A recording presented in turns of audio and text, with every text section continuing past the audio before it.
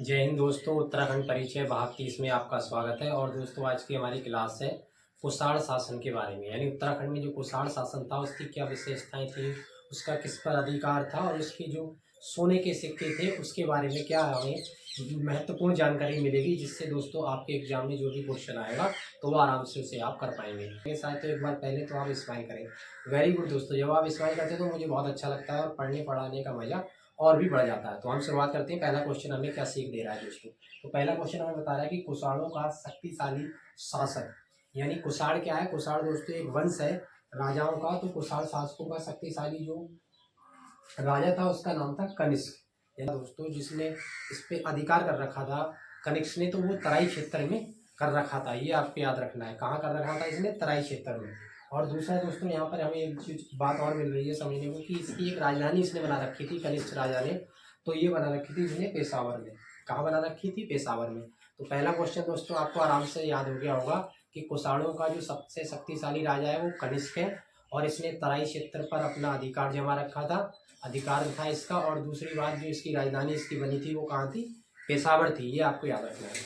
Second question है दोस्तों हमारा कि भारत में शुद्ध सोने के सिक्के, पूरे भारत में दोस्तों शुद्ध सोने के सिक्के यानी बिल्कुल क्वालिटी जिसे आप कहते हैं कि एक नंबर का माल, तो ये किसने बनाया था। ये दोस्तों आपके कुषाण शासन के दौरान ही बनाए गए थे। ये आपको याद रखना है, ठीक है।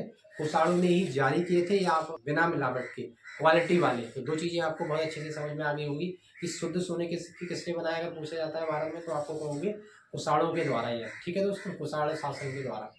तीसरा क्वेश्चन है हमारा कि रेशम मार्ग को नियंत्रण करने वाला शासक का नाम क्या है। तो रेशम मार्ग को नियंत्रण करने वाला जो शासक है दोस्तों, यानी शासक माने आप जानते हैं जो राजा है, तो वो कौन है, तो वो राजा है आपका कनिष्क राजा। कनिष्क राजा ने ही पूर्ण रूप से नियंत्रण किया था रेशम मार्ग को। यहाँ से रेशम को भेजा जाता था दोस्तों पश्चिम में रोमन साम्राज्य में। आपको ये याद रखना है, ठीक है। और चौथा क्वेश्चन है हमारा कि कुषाण स्वर्ण मुद्राएं, कुषाण जो शासन के दौरान की जो पहचान हमें हुई दोस्तों, तो ये जो उसकी मुद्राएं हैं यानी सोने की जो मुद्राएं प्राप्त हुई, तो वो जो हमारा खटीमा है हमारे लोकल क्षेत्र में दोस्तों, जो खटीमा पड़ता है आपका सितारा के पास में खटीमा, तो यहाँ से प्राप्त हुई है। ये आपको अच्छे से याद रखना है कि स्वर्ण मुद्राएं कहाँ से प्राप्त हुई है सोने की दोस्तों। स्थान का नाम पूछा जाता है तो आपको बताना है कि खटीमा से प्राप्त हुई है। साथ ही जो सोने के सिक्के प्राप्त हुए, हमसे ये भी पूछा जा सकता है कि किस राजा का वहाँ पर नाम मिला। तो ये आपसे बहुत इंपॉर्टेंट है। तो दोस्तों बसु नामक राजा का नाम मिला था हमें सोने के सिक्के का। और कहाँ से मिले थे, खटीमा से मिले थे दोस्तों, ठीक है। अब हम नेक्स्ट क्वेश्चन की तरफ चलते हैं। तो पांचवें क्वेश्चन में हमें ये पता चल रहा है कि कनिष्क राजा ने 78 ईस्वी में शक संवत को चलाया था, शक संवत की शुरुआत कर दी थी। और दोस्तों जो उसका उत्तराधिकारी बना था, जो इसका उत्तराधिकारी बना था तो बना था भूविष्क का, ठीक है। कनिष्क राजा ने क्या करा था, शक संवत की शुरुआत कर दी, शक संवत चलाया और दोस्तों उत्तराधिकारी बना था तो वो भूविष्क बना था, ठीक है। ये आपको याद रखना है कि कुषाण शासक वासुदेव, कुषाण शासक इसका मतलब दोस्तों जो कुषाण शासन चल रहा है जिसके बारे में हम पढ़ रहे हैं, जो अभी कनिष्क राजा था, तो अब बात हो रही है वासुदेव द्वितीय। वासुदेव द्वितीय जो राजा है की 3 स्वर्ण मुद्राएं हमें टीले से प्राप्त हुई। किसकी, वासुदेव द्वितीय की 3 स्वर्ण मुद्राएं हमें गोविसाड़ टीले से प्राप्त हुई।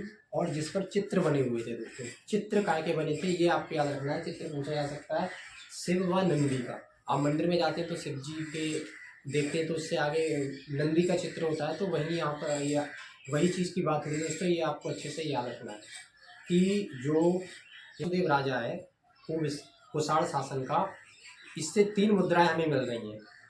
कहाँ से मिल रही है, गोविसाड़ टीले से। और जो चित्र बना हुआ है उन मुद्राओं पे वो किसका है, शिव का और नंदी का। ये याद रखना खाली आपको। वही दोस्तों 7 क्वेश्चन है हमारा कि गोविसाड़ सिक्कों की खोज, जो गोविसाड़ सिक्के की खोज है जिसके बारे में हम पढ़ रहे हैं, इसकी खोज कब हुई, तो ये हुई थी आपकी 1960 में। कब हुई, 1960 में हुई। किसने की, अगर ये पूछ लिया जाता है आपको तो याद रखना है आपको, ये पूछा गया है आपको तो केपी नौटियाल जी। केपी नौटियाल तो आपको बहुत आराम से याद रहेगा, जैसे एक नौटियाल साहब है जो उत्तराखंड के सिंगर हैं दोस्तों, तो आप उनके नाम को भी याद करके भी। क्वेश्चन है दोस्तों हमारा यहाँ पर कि कुषाण कालीन यानी कुषाण राजाओं के दौरान की बात हो रही है कि मुद्राएं कहाँ कहाँ से हमें प्राप्त हो रही है। यहाँ पर हमें 3 नाम दिए हुए हैं, याद रखना है।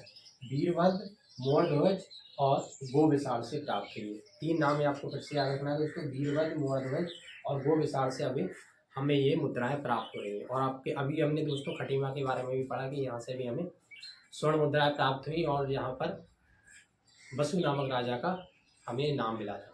तो दोस्तों आज की क्लास में आपको उम्मीद करता हूँ बहुत अच्छे से मज़ा आया होगा और उत्तराखंड का जो जानकारी आपको मिली है, उत्तराखंड के टॉपिक 30 में कुषाण कालीन यानी कुषाण वंश के बारे में, इसमें सबसे ताकतवर जो राजा था वो दोस्तों आपको हमेशा याद रखना है, कनिष्क था। ठीक है, तो आज की क्लास में दोस्तों आपसे रिक्वेस्ट करता हूँ कि वीडियो को कमेंट कीजिए, लाइक कीजिए और अपने दोस्तों के साथ वीडियो को शेयर कीजिए, ताकि दोस्तों उनकी भी जानकारी बढ़ सके और जब भी एग्जाम में वो बैठे तो आराम से उनका एग्जाम क्लियर हो सके। नमस्कार।